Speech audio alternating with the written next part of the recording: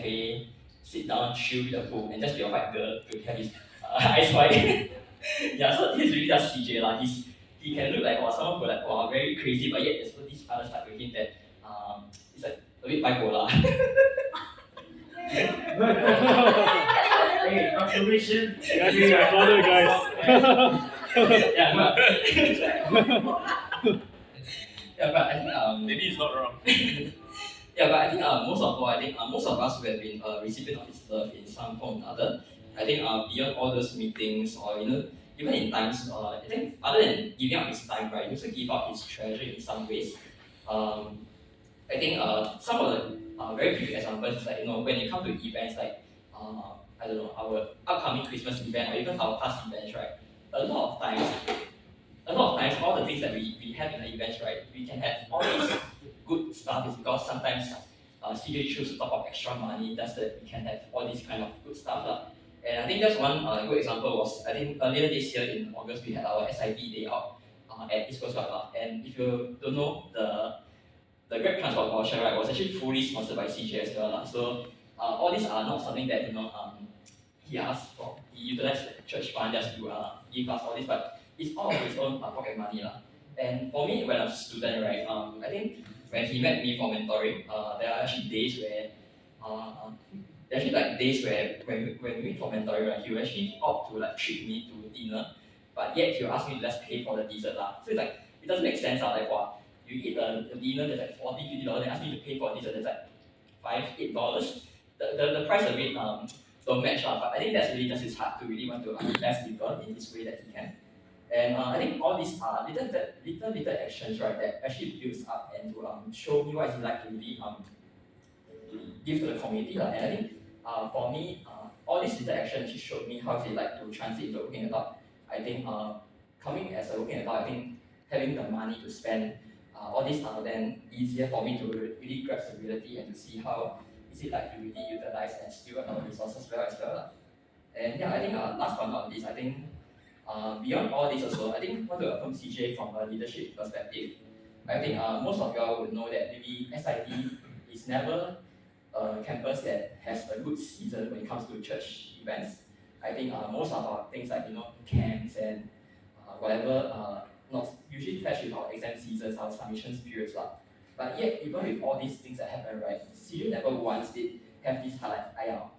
Too bad law, we cry no, like got event then too bad law. But the thing is, he still pushes us to plan to see how we can actually maximize all these opportunities as well to help us to go and grow and to help us to make sense of what we can do as a campus as well lah.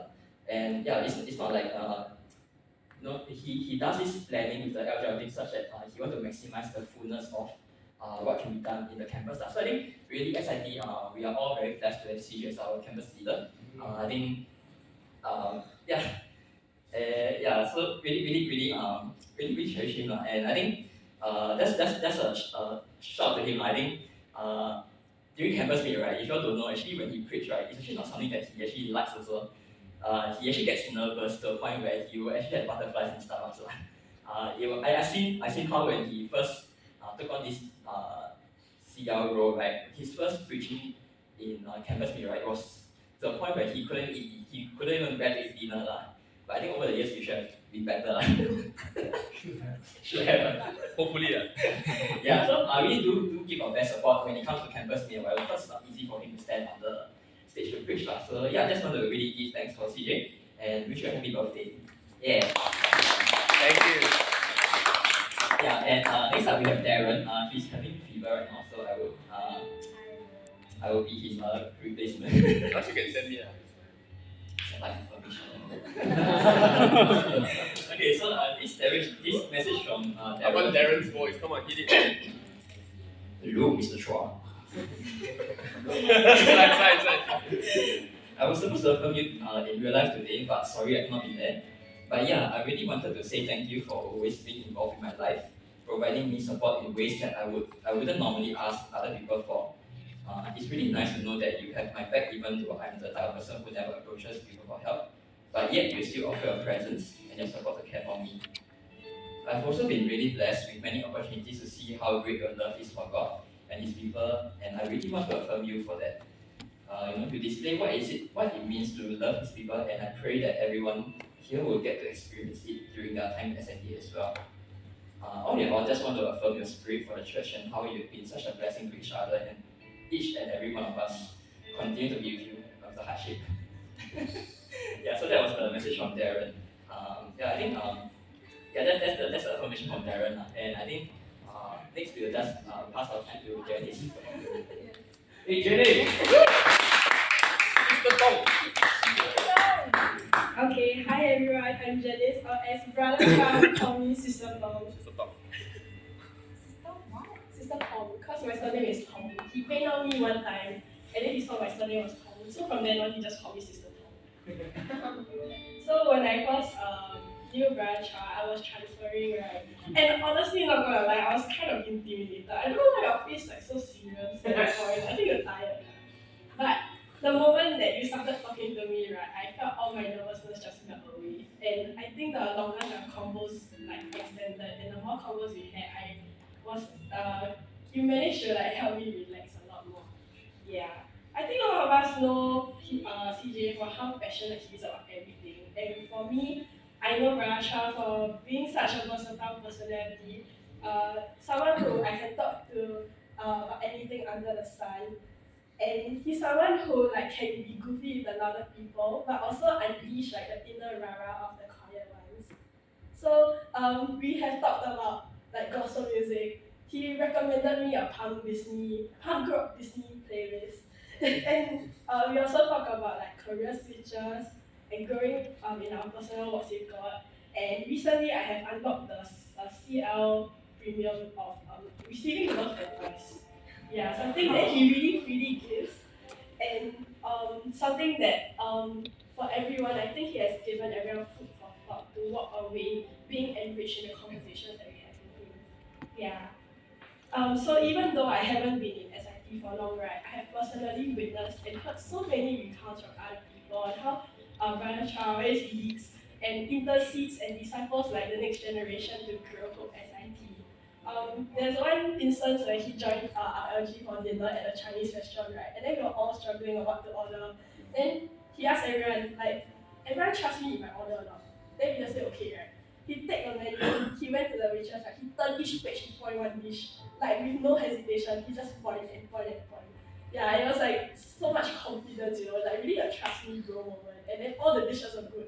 So I think that was something that was very solid for CJ to do. Yeah. And I know that having a heart for your our return long after your uni days is something that not many people have. But this is really a true testament to the fire that God has ignited in you.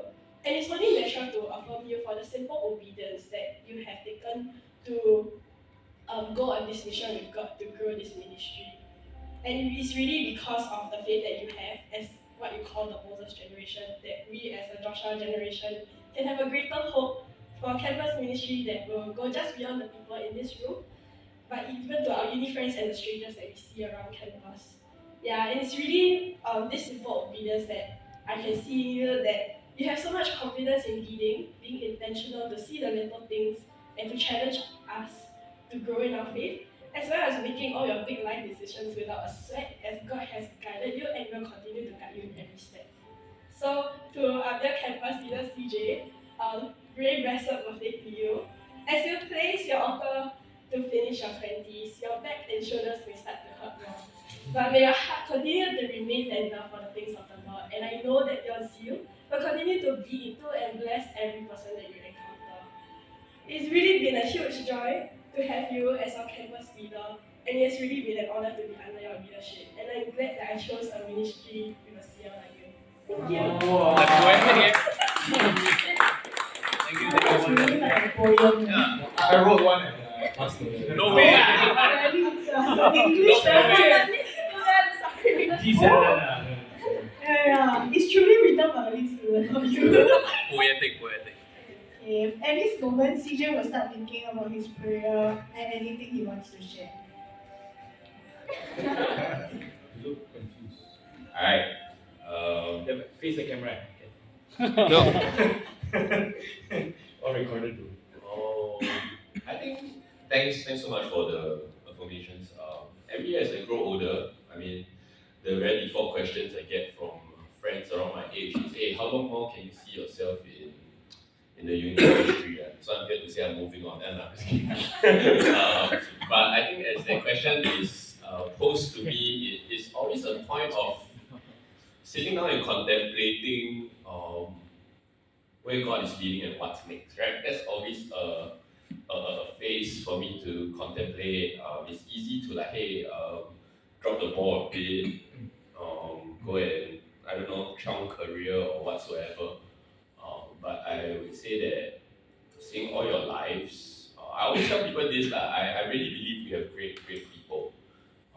Just maybe great. I really believe all of you are great people. Just that there's some smoothing, roughening of edges that we all have to do like in our lives, right? There's so much potential in what God could do, and I am just blessed to play a part in all these. So, thanks for the kind words of being able to journey with. I can't blatantly say I journey with each and one of you. I try my best to catch little updates from your LGLs and like, okay, you're great, you're struggling, you're great, you're struggling, whatever. But I think to know all this is to really cover you all in prayer and to know that I'm building this not alone, I'm building this with all of you. Like, it's not a leadership thing. Because, yeah, and the crux of it is every member and how everything looks like. Yeah, so, yeah, what y'all can pray for me is, I think at my new work, a lot of people have said that, hey, I sound a bit more excited about my work and everything, which is great, but as Caleb was sharing just now, I think right now the struggle is to find I think in work to find good support system can be quite tough because I transitioned from a R&D role now to a company that is still doing electronics. I do electronics for a living, but right now everything is about dollar and cents and sales. And in not to be stereotypical, but that generally means all the do sales one, all very good at crunching numbers, sometimes a bit not very ethical lah. And then I think sitting in a workplace like that got me thinking what has God positioned me for, and what is God's intent for me being here. Yeah, so I think I'm contemplating about that a lot. So a lot of my colleagues all upping one. I mean, they talk all very big one. Like the analogies, the way they talk, sometimes a bit sass. And like, so I think I'm at that juncture to, I have to actively ask God, how can I, how can I be a child of God in a place where it's all about dollars and cents? Yeah, because that is sales, right? Every dollar is every dollar lah. For them it matters, and sadly these are things that are tied to also my KPI. Hey, you brought me a gift. Okay, I joke with her. She texts in the live group chat say that she'll be late. I say you just bring me a gift lah. It's fine. Yeah. So yeah, I think that's about work. To consider how to be a good sort of light lah. In the midst of crunching numbers and figuring out my role.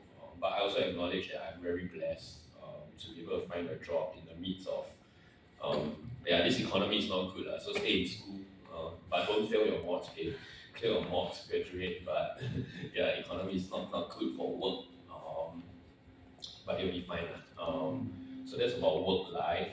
I think over this year, as I reflect, I still believe very much in what God's spoken to me very early in the year.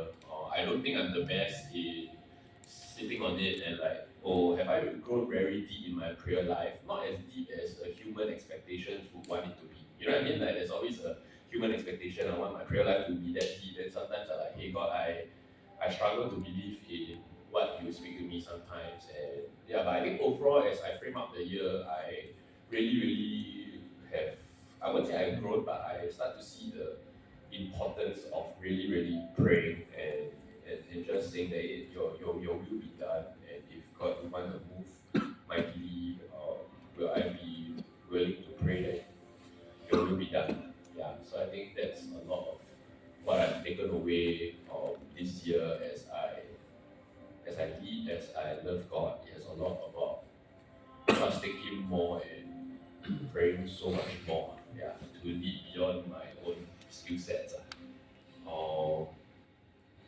Yeah, So things to pray for me to help you TR it. It's mainly I think work. How do I be an influence? I don't think I found a single Christian in my workplace yet. Very hard. I need to wear maybe a 10 cm by 5 cm cross and walk around work. Then maybe I'll figure out who are the Christians. But I don't think that is the end goal. You know what I mean? The end goal is not to find a Christian to support you at work. The end goal is God, how use me lah. I am here. My rub shoulders with people, but will I choose to live out God's plans even in the it is really a world out there that you have to learn what it means to be a gentle as a dove and as shrewd as a serpent. It's quite a balanced thing which is very, very tough out there. So that's towards work. And then towards my personal life,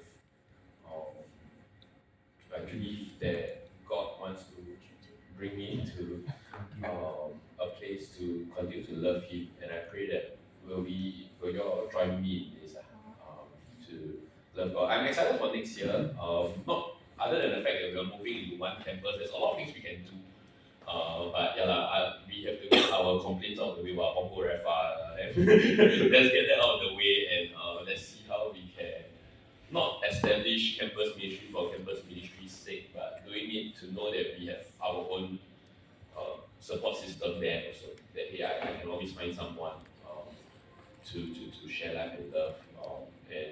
I think the prayer is for me to lead and continue to love God as He continues to be ever so faithful in each of our lives. It makes so much sense. I don't need to pray for a God-given girl. It's a bonus. If it comes. Else, I don't know.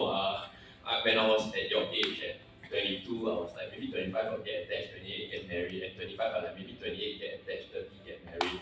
Now I'm 29 single, and I'm like, I don't know, but being alone is quite happy. I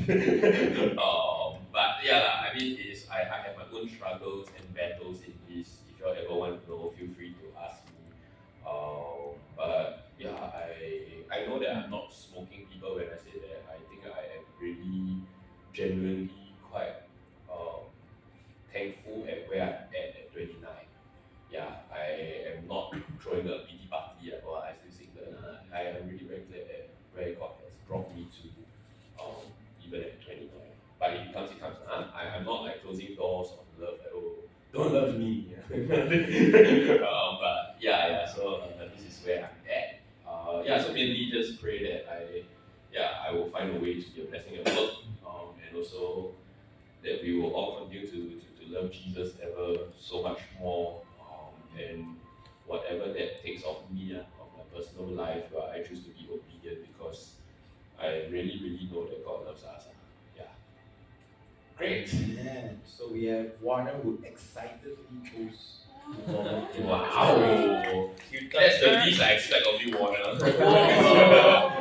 Super. Wow. I'm going to be in front,